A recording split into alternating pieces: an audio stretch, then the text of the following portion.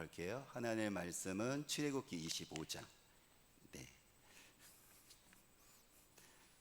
출애굽기 25장. 여러분들도 예배 드릴 때 긴장하시죠?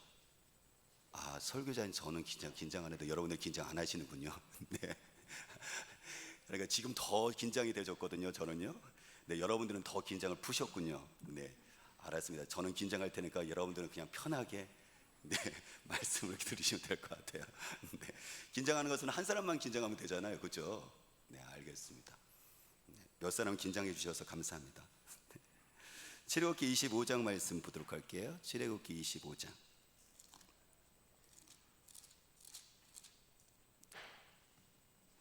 출애굽기 25장.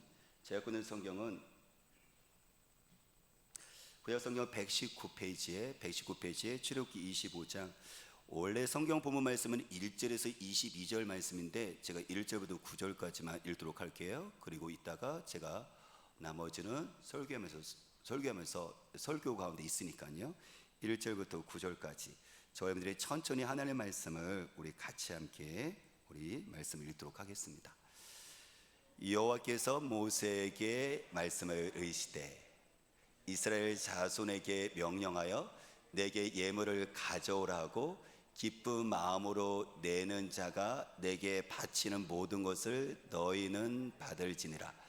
너희가 그들에게서 받을 예물은 이러하니 금과 은과 녹과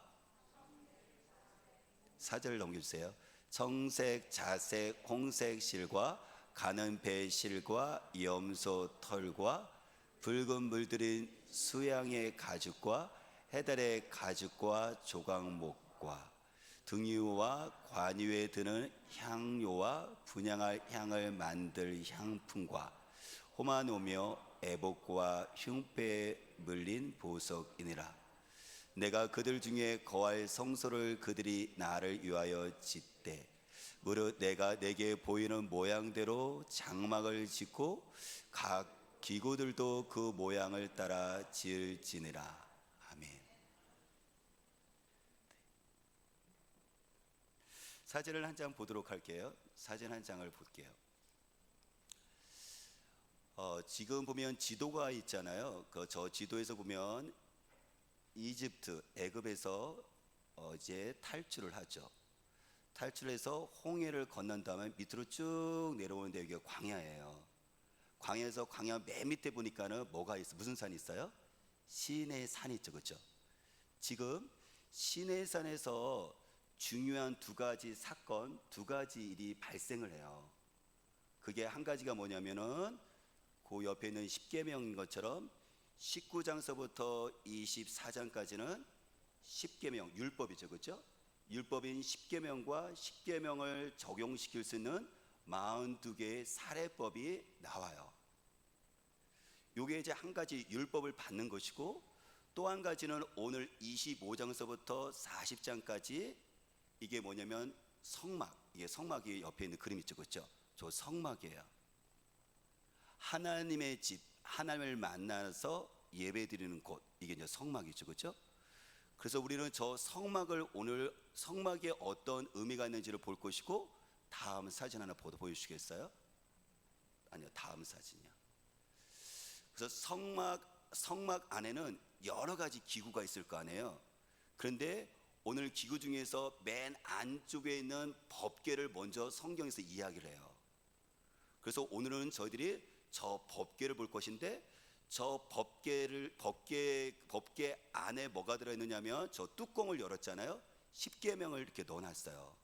물론 나중에 아론의 쌍낸 지팡이하고 그다음에 만나를 저기다 또 넣었지만, 처음에는 모세가 받았던 십계명을 저렇게 넣어놨죠. 어디다가요? 법궤, 법의 궤잖아요. 언약이 있는 십계명의 궤잖아요. 또 증거궤, 십계명이 하나님과 이스라엘 백성들이 서로 증거가 되어주잖아요. 그래서 이 법궤, 증거궤, 언약궤 안에 저 십계명을 저렇게 넣어놨는데, 당연히 여러분들 상자가 있으면, 궤가 있으면 뚜껑이 있을 거 아니에요, 그렇죠? 그래서 뚜껑을 열었어요. 저 뚜껑 연 것이 오늘 되게 중요한데, 저 뚜껑 위를 뭐라고 얘기했냐면 속죄소. 뭐라고 한다고요? 속죄소예요. 속죄소라는 것은 죄를 속해주는, 죄를 용서해주는 장소라는 거잖아요. 그래서 지금 밑에 보니까는 대제사장이 피를 거기다가 바르고 있죠. 속죄소에다가, 그죠? 그래서 그 피를 바르고 말미암아 하나님께서 이스라엘 백성들의 죄를 용서해 주시는 거예요. 그래서 속죄소, 죄를 용서해 주는 장소라겠고, 죄가 용서 받으니까는 당연히 하나님의 은혜를 받은 거잖아요. 저 속죄소 뚜껑에 이름이 다른 이름이 있는데 시은자, 뭐라고요? 시은자, 하나님의 은혜를 베푸는 보좌, 자리라 그래갖고 시은자라고 얘기를 해요. 그래서 우리는 성막과 그리고 저기 속죄소, 오늘 본문이 두 가지를 얘기하는데 그것을 우리가 보도록 할 거예요. 네, 다시 물어볼게요. 하나님께서 율법은 이스라엘 백성들을 위해서 주신 건데 이스라엘 백성들의 신앙과 그리고 생활의 기준이 되어지는 거예요. 그리고 성막을 하나님께서 주셨는데 성막은 하나님의 집으로 하나님을 만나서 하나님께 예배할 수 있도록 성막을 주신 거죠. 다시 물어볼게요. 죄송하지만 여러분들, 성막이 무엇이라고요? 성막은 하나님 아버지의 집이에요. 그래서 하나님이 거하시는 곳이죠. 출애굽기 25장 8절에 성경이 이렇게 말합니다. 내가 그들 중에 거할 성소를 그들이 나를 위하여 짓되, 라고서 하나님께서 모세를 통해서 이스라엘 백성들에게 성막을 지라고 명령하시는데 그 성막이 무엇이냐면 내가 그들 중에 거할 성소. 다시 말하면 하나님께서 이스라엘 백성 속에서, 이스라엘 백성 가운데 거할, 이스라엘 백성과 함께 계실 그 공간, 그것을 지라고 얘기했어요. 물론 하나님께서는 온 우주 만물에 계신 분이에요. 오늘 우주 만물보다 더 크신 분이세요. 근데 하나님께서는 오늘 이스라엘 백성들에게 그럼에도 불구하고 하나님이 거할, 하나님의 계실 집을 지라고 이야기를 하세요. 25장 22절 말씀 보니까는 거기서 내가 너와 만나고 라고 얘기하는데, 물론 너라는 것은 모세지만 모세는 이스라엘 백성들의 대표잖아요. 그래서 하나님께서는 거기서 누구를 만나 주시는 거예요? 하나님 이스라엘 백성들을 만나 주시는 곳이죠. 이게 성막이에요. 그렇죠. 하나님께서는 성막을 지으라 했던 얘기는 뭐냐면 이스라엘 백성들을 가운데 살기를 원하셨어요. 한두 번 만나는 것이 아니라, 가끔 만나는 것이 아니라 이스라엘 백성들을 그 가운데 함께 그들과 같이 함께 살기를 원하셨다는 거예요. 그래서 집을 지으라고 말씀하시는 거예요. 하나님은 어디에 계신다고요? 예, 하나님은 여러분들 온 우주에 계시고, 아니 우리가 죽으면 가야 될 곳 천국, 그렇죠? 저곳에 계시죠. 맞아요. 그곳에서 우리는 하나님을 만날 거예요.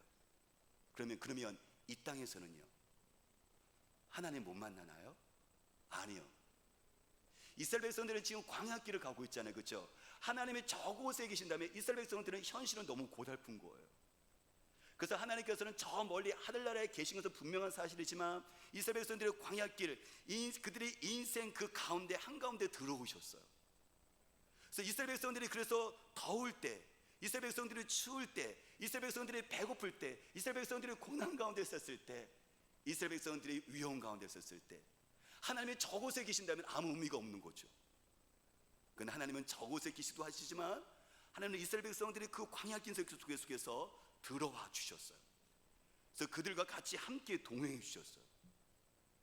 그래서 성막을 지으라 말씀하셨고, 내가 너와 함께한다고 말씀하시는 것이고, 내가 너희를 만나는 것이고 너를 도와준다고 해서 성막을 지으라고 말씀하신 것이죠.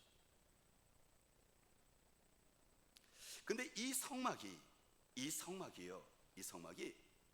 구약에서는 모형이 되었었지만 신약에서는 이것이 원형으로 예수 그리스도를 이야기를 해요. 우리가 비행기 장난감 있잖아요. 이건 모형이죠.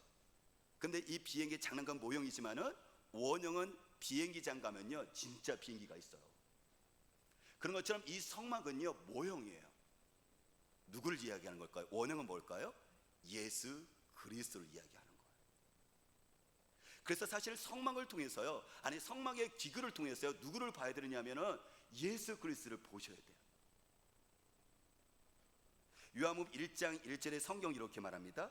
이 말씀은 곧 하나님이시니라. 요한복음 1장 14절 말씀 보니까는 이 말씀이 아까 하나님이 되셨죠, 그렇죠? 말씀이 하나님이 육신이 되어 우리 가운데 거하시네. 그래요. 하나님이요 저곳에 계시는 하나님이 아니라 하나님의 육신을 입고요, 이 땅 가운데 오셔서 인간과 같이 함께 살기로 결심을 하셨어요. 마태복음 1장 23절에 성경 말씀하시죠. 보라, 처녀가 잉태하여 아들을 낳을 것이요 그의 이름은 임마누엘이라 하리라 하셨으니 이를 번역한즉 하나님이 우리와 함께 계시다 함이리라. 여러분들, 하나님이요 우리와 함께 하신대요.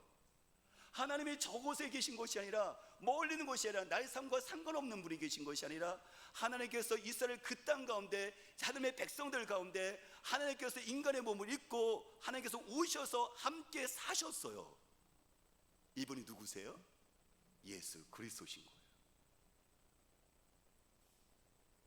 그래서 이스라엘 백성들은 하나님을 만나려면 성막에 가서 하나님을 만났습니다.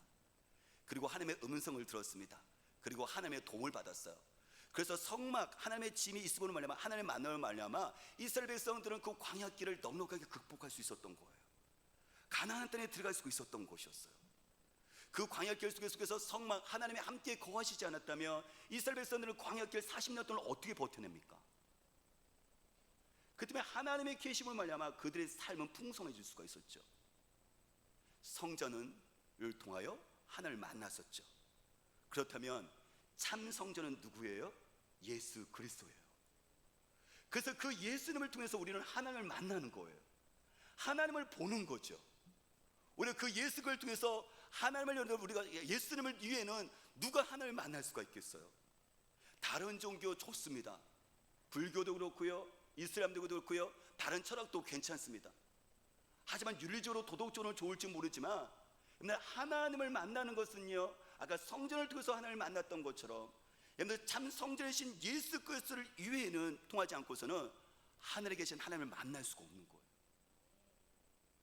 그렇기 때문에 저와 여러분들 기독교가 독선적이다, 배타적인 얘기가 뭐냐면, 아니요, 다른 것을 통해서 하나님을 만날 수 있다면, 그리고 그 다른 것을 통해서 내가 하나님을 만나고 그분의 도움을 받을 수 있다면 다른 종교 가죠.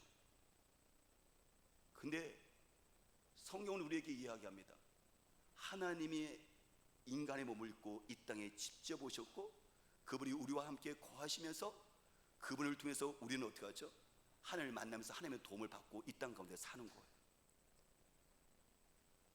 근데 더 놀라운 사실이 뭐냐면, 이 성도인 저와 여러분이 하나님이 거하시는 성전이고 성막이라는 거예요. 내가 누구라고요? 하나님의 성전입니다. 고린도서 3장 16절에 성경이 이렇게 말씀하고 계세요. 여러분은 여러분이 하나님의 성전이요 하나님의 성령이 여러분 가운데 계시다는 것을 모르십니까? 이 얘기는 뭐냐면 고린도 교회가 몰랐다는 거예요. 고린도 교회는 예수 그리스도를 믿는 사람이 있거든요. 예수 그리스도를 믿는 사람들은요, 우리 안에 누가 계신 거예요? 하나님의 성령이 계신 거예요. 왜냐하면 우리가 하나님의 성전이니까. 하나님의 성전이니까는, 하나님의 성전에는 누가 계신 거예요? 당연히 성전에는요 누가 계시냐면 바로 하나님이 계시잖아요. 그런데 하나님 예수 믿는 사람들에게는 저와 여러분들이 우리가 오면 우리가 성전이 된 것이고, 그리고 성전에는 누가 계신 거예요? 하나님이 계시죠, 당연히. 그 때문에 하나님의 성령이 내 안에 계신 거예요. 고린도서 6장 19절에 이렇게 말합니다. 여러분의 몸은 성령의 전입니다. 내 몸이 뭐라고요? 내 몸이 성령의 전, 하나님이 성령님께서, 성령 하나님이 계시는 집인 거예요. 여러분들, 저와 여러분들이요, 내 몸이 하나님이 계시는 성전, 성막이라고요. 여러분은 하나님부터 성령을 받아서 여러분 안에 모시고 있습니다. 그러면 내 안에 지금 누구를 모시고 사는 거예요? 성령 하나님을 모시고 사는 거예요. 이스라엘 백성들이 성막을 통해서, 하나님의 집을 통해서 그들은 누구를 모시고 지금 사는 거예요? 하나님을 모시고 그들은 인생길을 가는 거예요. 광야길을 가는 거예요. 마찬가지로 여러분, 예수를 믿는 사람들은 예수님께서 십자가에 죽으시고 부활하시고 승천해서 하나님 보좌 우편에 가셨잖아요. 그걸 우리는 고하게요? 아니요. 예수님의 도움으로 하나님께서 우리에게 보내신 분이 계시는데, 그분이 누구냐면 성령 하나님이세요. 물론 예수님 시대 때는 예수님께서 보여주는 육체이기 때문에, 보여주는 하나님이기 때문에 제자들과 믿는 사람들은 도움을 받았지만, 지금은 어떻게 하죠? 예수님께서 부활하시고 죽으시고 부활하시고 승천하셨기 때문에 예수님께서 몸으로, 하나님 몸으로 우리에게 오시진 않지만 영으로 우리에게 오셨죠. 근데 성전이 누구라고요? 내 몸이 성전인 거예요. 하나님의 집인 거예요. 그래서 내 안에 누가 계세요? 누가 살고 계세요? 성령 하나님이 함께 사시는 거예요. 여러분들 집에는 누가 삽니까? 제가 살지는 않죠. 저희 집에는요, 저와 저희 집사람과 성민이가 셋이 거예요. 평생도록 함께 살고 있어요. 뒤에 손님이 아니죠. 그런 것처럼 저와 여러분들이 하나님을 가끔가다 만나는 그런 하나님의 손님의 존재가 아닌 거예요. 이스라엘 백성들이 성막 가운데, 인생의 40년 광야길 가운데 성막이 그들 가운데 있었다는 건 뭐냐면, 하나님의 가끔가다 만나주는 것이 아니라 내가 너희들과 같이 함께 영원토록 함께 동행하신다는 것을 눈으로 보여주는 거예요. 이게 하나님은 가끔 가다가 우리에게 오시는 분이 아니세요. 아니요, 하나님은 저기 계신 게 아니에요. 여기에 계세요. 여기에, 내 몸, 내 안에. 그분은 영원토록 계십니다. 그렇기 때문에 하나님께서는 우리 인생길을 살아갈 때 고아처럼 우리를 버려두지 않으셨어요. 이스라엘 백성들이 광야를 갔을 때 고아처럼 그래 너희들이 알아서 하라 그렇게 버려두지 않으셨어요. 하나님은 우리를 성전 삼으셔서 우리와 함께 계셔서 고아처럼 버려두지 아니하시고 함께 계시면서 우리를 도우세요. 그래서 우리가 어떻게 하죠? 성전은 하나님을 만나는 곳이니까 내 몸이 성전이잖아요. 하나님 만나려면 어떻게 되죠? 정말 금방 만날 수 있습니다. 왜요? 여기 계시니까 언제든지 만날 수 있는 거예요. 성령 하나님을 따라가는 그 이름이 있거든요. 별명이 있어요. 별명이 뭐냐면 보혜사 성령 하나님이라고 해요. 그러면 그 보혜사가 무슨 뜻일까요? 물론 한자로 보호할 보자, 은혜의 자, 가르칠 사자, 보호해주고 은혜주고 가르친다는 그 의미가 있지만, 아주 쉽게 말하면 보혜사라는 것은 뭐냐면 보호자라고 생각하시면 돼요. 여러분들 고아들은 보호자가 없어요. 그래서 인생길 가운데 섰을 때 도움을 받을 수가 없습니다. 근데 보호자가 있는 여러분들, 그 아이들은요 언제든지 보호자로 인해서 도움을 받을 수가 있어요. 우리 인생길 속에서 하나님은요 우리에게 보호사로 오셔서 우리를 언제든지 돕는 분이신 거예요. 어디에 계세요? 여기에 계세요. 여러분들 집에서 자녀들에게 함께 부모가 같이 거하기 때문에 언제든지 자녀들의 형편을 알면서 도와주죠. 마찬가지예요. 하나님은 우리의 사정을 너무 잘 아세요. 왜? 어디 계시기 때문에요? 여기 내 안에 계시기 때문에. 그래서 영어 성경은요 심지어 이렇게 얘기했어요. 카운셀러라고요. 보혜사 성령님을 카운셀러. 우리가 종종 우리가 어려운 문제에 다했을 때는, 와, 지혜로운 사람이, 좀 능력 있는 사람이 내 인생의 문제를 지금 조언해 줬으면 좋겠다 그래서 여러분들 상담가에 대한 부분이 상담을 찾아갈 때 있잖아요. 근데 우리 인생 속에서 문제를 해결해 주시는 지혜로운 자, 상담자가 있어요. 그게 누구예요? 성령님이에요. 성령님은 하늘의 지혜를 갖고 있는 거예요. 땅의 지혜 문제 풀 수 있습니다. 이건 차원이 다른 거예요. 여러분들, 땅의 차원과 하늘의 차원은 다른 거죠. 그렇죠? 그렇죠. 개미와 인간의 차원은 다르죠. 그렇죠? 마찬가지로 여러분, 우리는 이 땅 가운데 살아가지만, 땅에서 살아가고 있지만 우리는 하늘의 자원을 가지고 살아가는 사람이에요. 하늘의 자원이 누구예요? 성령 하나님께서 하늘의 지혜를 주시고 하늘의 능력을 주시고 우리는 살아가는 사람들이거든요. 자녀들의 인생을 살아갔을 때 자녀들의 인생을 살아갔지만, 사실 그곳에 있는 부모로 말미암아, 보호자로 말미암아 부모의 지혜로, 부모의 능력으로 살아가는 거 똑같은 거예요. 이게. 그래서 어떤 영어 성경에는요 이 보혜사를 이렇게 표현도 했어요. 헬퍼미 도와주세요 이렇게 하잖아요. 그렇죠? 간단하게 돕는 자라고 표현했어요. 그래요. 우리 인생길을 가졌을 때, 이스라엘 백성들의 광야 40년을 가졌을 때 언제든지 함께 계시면서 돕는 자, 바로 성막에 계신 하나님이셨거든요. 우리 인생 가운데 있을 때 언제든지 실제적으로 도움을 줄 수 있는 분이 계시는데, 내 안에 계시는 성령 하나님이신 거예요. 그분은 심지어 영어 성경, 또 다른 영어 성경 보니까요 더 프렌드하고 친구로 표현했더라고요. 친구 대신 성령 하나님. 그래서 요즘 같은 경우는 옛날처럼 부모님이 엄격한 것이 아니라 아버지가 친구 같은 아버지를 원한다고 얘기를 하잖아요. 그렇죠?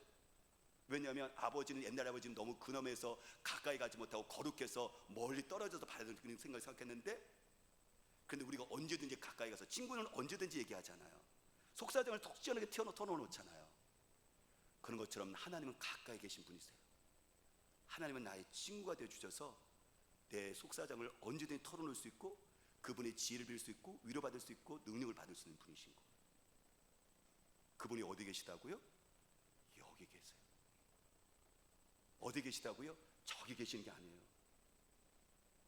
유재문 여기, 아니요, 여러분들 한번 여기 이렇게 한번 해보시겠어요? 어디 계시다고요? 여기 계세요.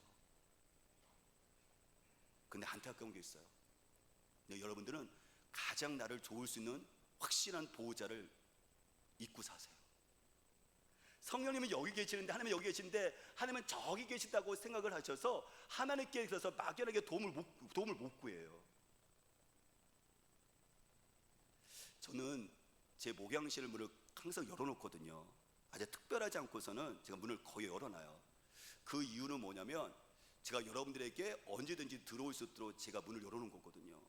왜냐면 목회자면 여러분들이, 우리가 옛날에 어떤 우리들의 인식이 있어서 가까이 가기 어렵고, 멀리 있어야 되고, 그다음에 뭔가 거리를 둬야 되고, 뭔가 거룩하고 근엄하고, 그래서 이게 뭔가 먼 사람으로 이렇게 인식이 되어지거든요. 그렇기 때문에 제가 문을 열어놓은 거예요. 언제든지 들어와도 좋습니다. 언제든지 함께 얘기할 수 있습니다. 언제든지 같이 함께 얘기할 수 있고 기도할 수 있습니다. 그래서 상징적으로 제가 그래서 문을 연 거거든요. 어느 때는요, 정말 더워서 문 닫고 에어컨 틀고 싶거든요. 물론 가끔가다 그렇기도 해요.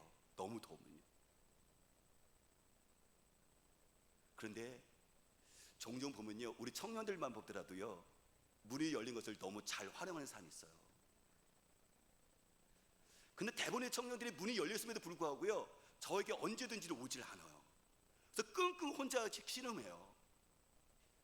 정말 좋은 나의 보혜사가 있는데, 나를 돕는 자가 있는데, 기꺼이 공감을 하고 아파하고 언제 실질적으로 도움을 줄 수가 있는데, 청년들은 그걸 하지 않더라고요. 여러분들, 기꺼이 도와주시는 분이 계세요. 누가 계세요?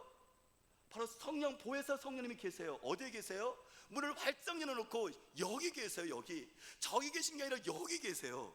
근데 여러분들은 한번 생각해 보세요. 여러분들은요, 아까 청년들 제가 얘기했던 것처럼 성령님께서는 내 안에 계셔서 활짝 열어놓고 언제든지 친구로서 여러분들 얘기하고 위로하고 지혜주고 하늘의 자원을 주고 싶음에 불구하고 여러분들 그 성령님을 안 찾습니다. 성령 하나님 안 만나요. 그래서 인생 가운데 그래서 고달픈 인생 속에서 우리가 끙끙대죠. 마치 그건 뭐가 같으냐면, 여러분들이 보호자가 있는데 아이들이요, 고아처럼 사는 거와 똑같은 거예요. 얼마나 답답하고 얼마나 마음 아프겠습니까? 하나님 아버지 너무 마음 아프시는 거죠. 내가 너를 고아처럼 보내지 않기 위해서, 인생의 그런 접근에서 내가 너희들에게 성전으로 삼았고, 그래서 내가 보혜사로 너와 함께하고 있는데 그것을 도움을 청하지 않고 인생길을 살아가고 있는 그 봤을 때 하나님의 마음은 얼마나 아프시겠습니까? 사랑하는 여러분, 지금서부터 저와 여러분들의 몸은 하나님의 성전입니다. 성전과 성막은 하나님이 계신 곳입니다. 내 몸이 성전이면 예수 믿는 사람들은 그러면 성전이 되었다면 내 안에, 내 몸 안에 누가 계신 거예요? 성령 하나님이 계십니다. 그리고 그분과 함께 동행하는 사람은 인생의 풍요롭게 살 수가 있어요.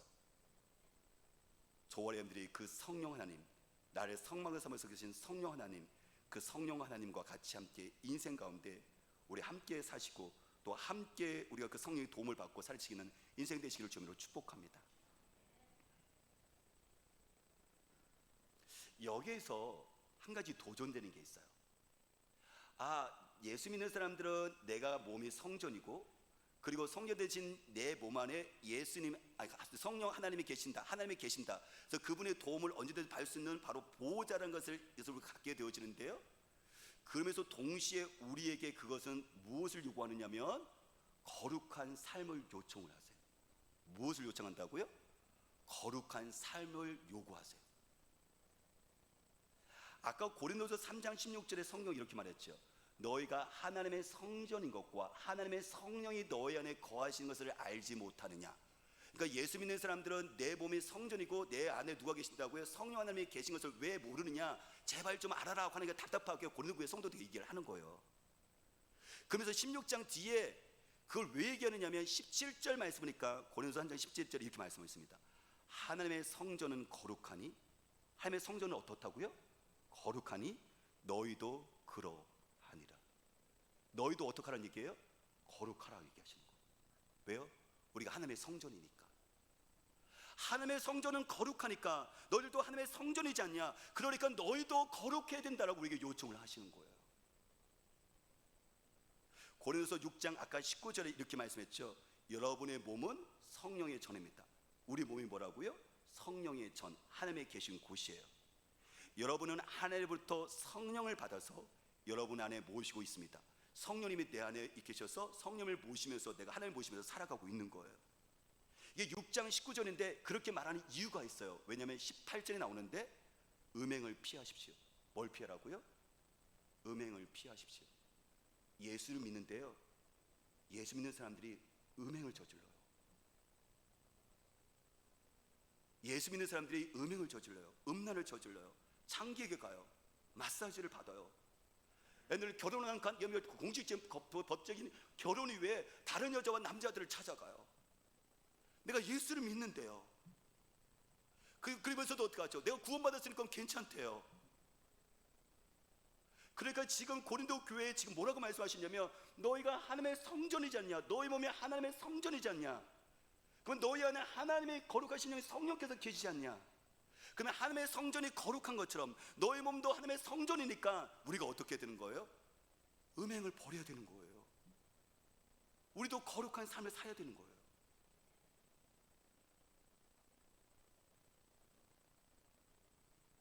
그렇죠. 어떤 종교도 어떤 철학도요, 인간의 육체를 이렇게 존귀하게 그리고 높이는 것은 사실 없어요. 근데 하나님은, 성경은요, 우리 인간의 육체를 존귀하게 여기고 거룩하게 여깁니다. 그럼 내 몸을, 저와 여러분들의 이 몸을 세상 여러분들 쾌락 가운데, 음란 가운데 이 몸을 내주면 안 됩니다. 그것은 뭐냐면 하나님께 범죄하는 거예요. 이 몸은 성전이라 했잖아요, 그렇죠? 성전에는 하나님이 계시잖아요. 내가 이것을 다른 여자와 다른 남자와 음행을 본다면 이게 하나님께 범하는 거예요. 하나님께 음행을 저지르는 거예요.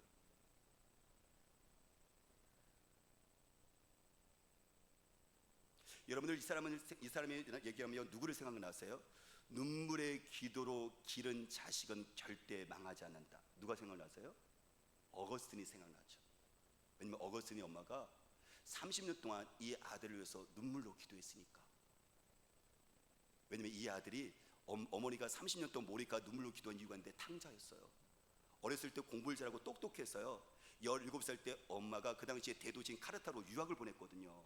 성공을 위해서. 근데 대도시 가니까 얼마나 화려해요.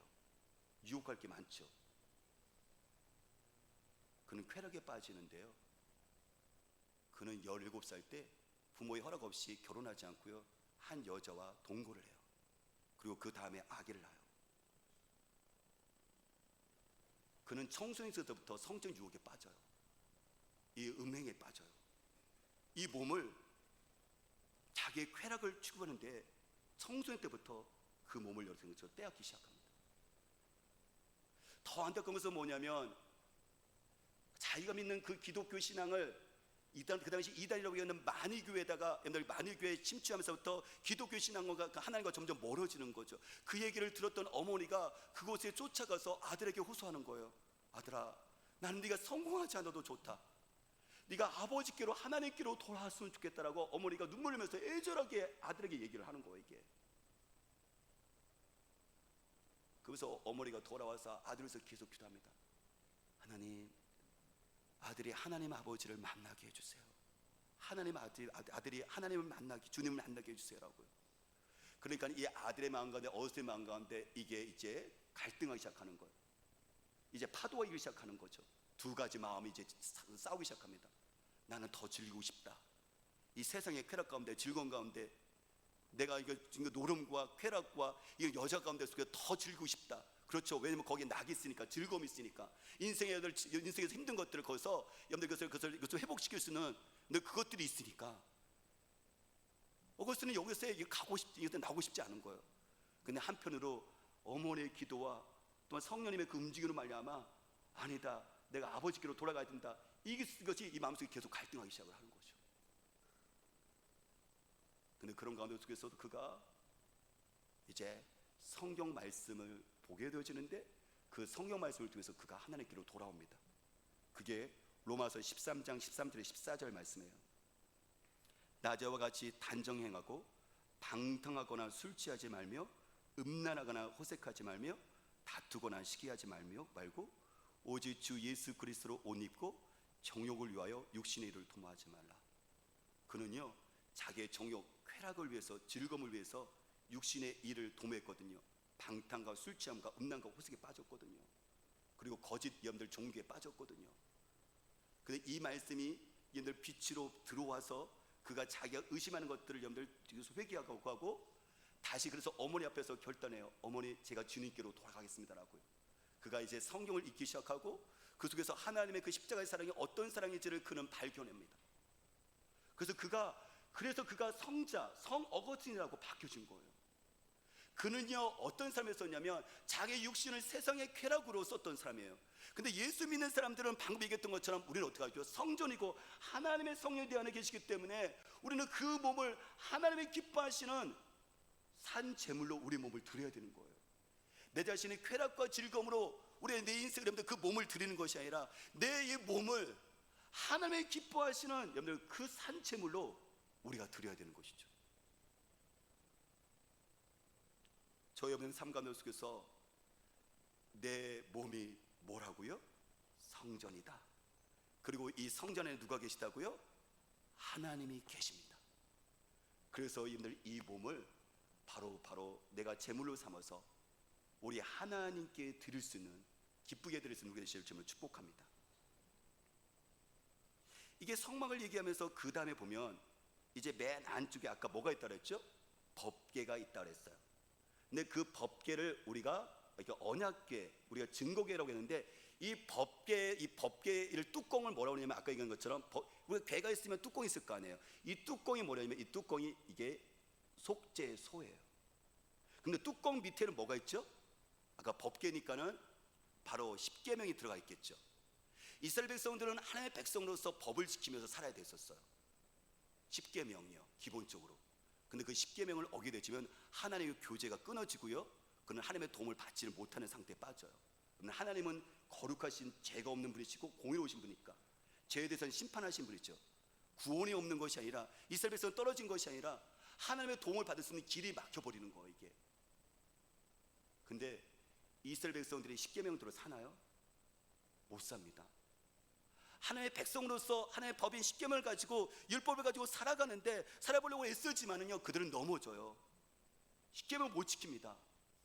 하나님 외에 다른 우상도 섬기고요, 신도 섬기고요, 우상도 만들고요, 금송아지도 만들고요, 거짓말도 하고요, 음행도 하고요, 그리고 살인도 하고요, 탐욕으로 다른 사람과 뺏기도 하고요, 하나님을 믿는 사람에도 불구하고. 그래서 그들에게 하나님과 다시 교제할 수 있는 길을 열어주셨는데, 그게 뭐냐면은 이게 속죄소예요.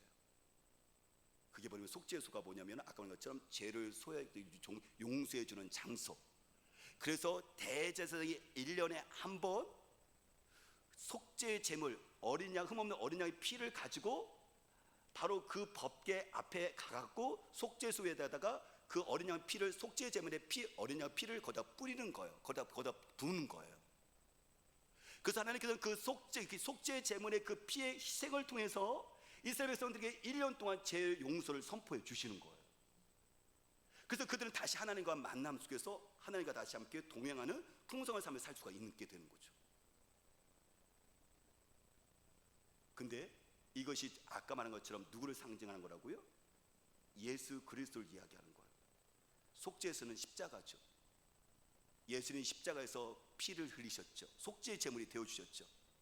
그래서 속죄의 제물이 되어주셔서 우리는 어떻게 하죠? 다시 하나님을 만날 수 있는 사람이 된 거예요. 아니, 우리는 구원을 얻었어요. 하지만 여전히 우리는 연약함으로 말미암아 죄 가운데 쓰러질 수 있는 사람이 있거든요. 의도로 죄를 지는 것보다도 세상 가운데 여전히 우리는 쓰러질 수 있는 사람, 죄를 지을 수 있는 사람이 있거든요. 그때 하나님께서는 예수 그리스도의 십자가의 그 피로 우리를 어떻게 하죠? 죄를 덮어주세요. 괴가 덮어주는 것처럼 우리 죄를 덮어주셔서 제 용서를 선포하시고 너는 내 여자는 내 아들이라고 내 딸이라고 주님께서 다시 확인시켜 주세요. 그래서 우리가 그것을 뭐라고 하냐면은 시은자, 은혜를 베푸는 장소라고 얘기하는 거예요. 저와 여러분들의 삶 가운데 속에서 우리들의 연약함이 있을 거예요. 예수를 믿지만 내 마음 가운데 시기와 질투와 분쟁과 뿐만 아니라 어떻게 하죠? 내 자신의 삶 가운데 속에서 살았을 때 음욕과 탐욕과 실질적으로 여러분들 가정을 버리고요, 음란 가운데 음행 가운데 있는 삶이 실질적으로 있을 거예요. 왜요? 우리는 그런 환경이 주어진다면 충분히 그럴 수 있는 사람이거든요. 근데 그게 중요한 게 아니에요. 근데 여러분들 우리가 율법을 지키지 못하는 사람인데, 여러분들 가늠할 수밖에 없는 그런 환경이 주어진 그런 사람들인데, 그러면 인생 끝난 건가요? 아니요. 우리를 죄를 덮어주는 뭐가 있어요? 속죄소, 십자가의 그 피가 있어요. 거기서 은혜를 베풀어 주세요.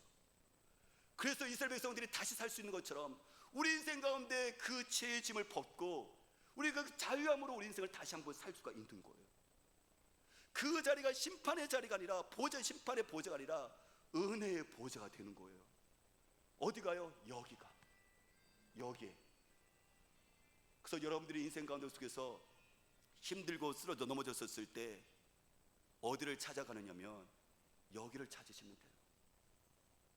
내 죄책감으로서 무거운 짐이 시달렸을 때, 자녀들과 여러분들 인생 가운데서 우울하고 자녀들 때문에 끙끙대고 있었을 때, 누군가가 이야기하고 싶었을 때, 물론 경건한 삶을 가서 이야기하는 것, 토론하는 것도 정말 중요한데, 나에게서 확실한 친구 같은 보혜사가 있어요. 그죠? 그분이 어디 계세요? 여기 계세요. 그러면 예수 그리스도의 그 피로 말미암아 우리는 다시 한번 교제가 회복되어지고 그 주님께 기꺼이 가서 만날 수 있도록 우리 주님께서 길을 열어놓으셨거든요. 그래서 성경이 이렇게 말합니다. 히브리서 4장 16절 말씀하시기를, 그러므로 우리는 국민하심을 받고 때를 따라 돕는 은혜를 얻기 위하여 은혜의 보좌 앞에 담대히 나갈 것이니라. 그래요. 우리에게 은혜의 보좌가 있습니다. 은혜의 보좌는 내가 언제든지 도움이 필요할 때 언제든지 받을 수 있는 곳에 가서 받을 수가 있어요. 그 은혜의 보좌는 어디에 있죠? 여기에 있어요. 그래도 내가 도움이 필요하다면 정말 많은 절차를 거치지 않고 복잡하지 않고 유명하고 능력있을수록 많은 절차가 있고 우리가 실제로 도움을 못 받잖아요. 근데 여러분들 더 지혜롭고 사랑이 풍성하시고 나에게 능력이 있으신 분이 어디 계시냐면 여기 계시기 때문에 언제든지 우리가 필요하다면 도움을 받을 수 있는 분이 계신 거죠. 사랑하는 여러분, 그 예수 그리스도를 통해서 하나님의 은혜의 보좌 앞에 담대히 나가십시오. 성막은 하나님 아버지의 집입니다. 그 다음에 세상의 속에서 내가 쓰러지고 젖어지고 죄악 가운데 될지라도 하나님 아버지는 예수 그리스도의 피를 통해서 우리를 언제든지 받아주십니다. 물론 우리들의 아버지 집은 영원한 성막과 성전은 천국이에요. 천국입니다. 아버지 집, 영원한 아버지 집, 우리가 만날 곳은 천국인데 거기가 성막인데, 하지만 이 땅에서도 하나님은 저기만 계신 것이 아니라 이 땅에 살고 있는 저에게도 내 안에 들어오셔서 내 몸을 성전 삼으셔서 이 땅 가운데 나를 도우시면서 인생길을 걷게 하시는 거예요. 그래서 우리가 어떻게 하죠? 성막 대신 내가 성막 삼아서 내 안에 계신 예수 그리스도 성령님과 같이 함께 하나님과 동행을 하면서 중간에 내가 하나님의 자녀로 쓰러지지만 그분이 예수 그리스도의 십자가 피로 속죄하셔서 은혜를 더듬게 하셔서 다시 일어서게 하시고 다시 걷게 하시고서 결국 어디까지 이끄시는 거예요? 영원한 성막, 천국까지 영원토로 이끄시는 거예요. 우리는 거기까지 이끄십니다. 그래서 내 육체의 성막에서 영원한 아버지의 천국 성막까지 주께서는 이끌어 가시는 거죠.